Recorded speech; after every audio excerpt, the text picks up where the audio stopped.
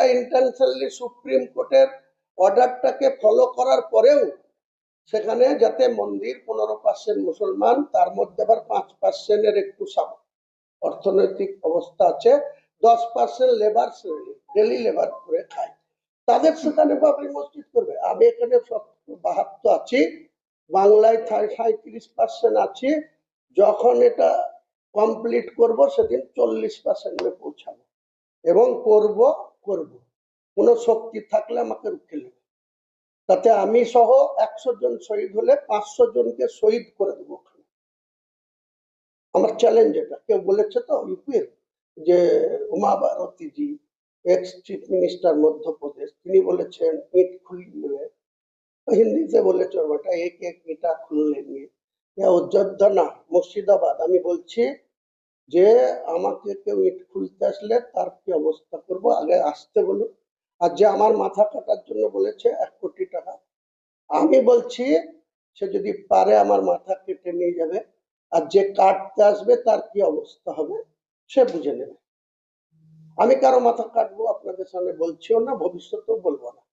কিন্তু যে আমার মাথা কাটার 1 কোটি টাকা, মুসলমান সমাজের লোকেরও টাকা আছে, তারা যদি মনে করে তার মাথা কাটার জন্য যা যা করার দরকার সেটা প্রয়োজন দেখা দিলে করা হবে। এখানে রাজ্যপাল এসছেন, ওনার কি কাজ রাজ্যের আইন শৃঙ্খলা দেখার? রাজ্যের নির্বাচিত সরকার আছে, তিনি এখানে এসে বলছে রাম মন্দিরের যখন গতবারে সাগরদিঘিতে শিলান্যাস হলো তখন ল অ্যান্ড অর্ডার প্রবলেম হয়নি। আবার এখানে 6 তারিখে আমি বাবরি মসজিদের করব, এখানকার শাখার সরকার রাজ্য কমিটির সদস্য বিজেপির, তিনি এক্স সভাপতি জেলার, সে বলছে আমি 6 তারিখে বহরমপুরের কোন আশপাশে করব। আমি তো বলেছি ওয়েলকাম, করুন, কোনো অসুবিধা নেই, ঘরে ঘরে করুন রাম মন্দির। কিন্তু আমার মসজিদও পাড়ায় পাড়ায় আছে। আর বাবরি মসজিদ বাবরের করে গিয়েছিল, কিছু কর সেবক ভেঙে দিয়েছে। আমি বাবরের ঘটনাক্রমে পুত্রর নাম হুমায়ুন কবির, আমি হুমায়ুন কবির, এটা করবই। কোনো শক্তি আমাকে রুখতে পারবে না। বাংলায় 37% আছি, যখন এটা কমপ্লিট করব সেদিন 40% পৌঁছাবো এবং করব। কোনো শক্তি থাকলে আমাকে রুখে নেবে, তাতে আমি সহ 100 জন শহীদ হলে 500 জনকে শহীদ করে দেবো।